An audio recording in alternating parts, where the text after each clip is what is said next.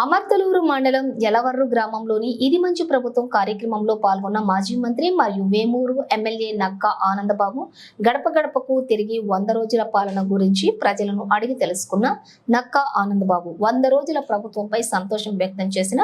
గ్రామస్తులు 100 రోజుల్లో 100కు మించి మంచి పనులు చేసిన ప్రభుత్వం ఇది మంచి ప్రభుత్వం తండ్రి అధికారాన్ని అడ్డం పెట్టుకుని వేల కోట్లు దోచేసిన జగన్మోహన్ రెడ్డి వ్యవస్థలన్నీ కూడా నాశనం చేసింది వైసీపీ ప్రభుత్వం వ్యవస్థలన్నీ గాడిని పెడతాం రాష్ట్రాన్ని అభివృద్ధి చేస్తాం యువతకు చదువుతో పాటు ఉద్యోగ భరోసా కల్పిస్తాం ఐటీ రంగాన్ని అభివృద్ధి చేస్తాం రాష్ట్రాన్ని 2047 విజన్ గా రాష్ట్ర ముఖ్యమంత్రి చంద్రబాబు నాయుడు ముందుకు తీసుకెళ్తారు చిత్తశుద్ధితో పనిచేసి ప్రజలకు నాయకుడిగా కాకుండా సేవకుడిగా పనిచేస్తాం అధికారంలోకి రాగానే ముందు 3 నెలలు వచ్చిన నెలతోటి కలిపి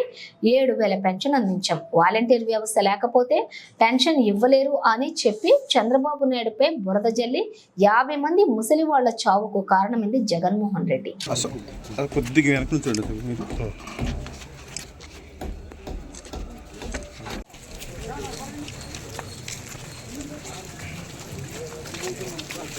అందరూ సార్ వచ్చేస్తున్నారు అందరూ వైపు చేసి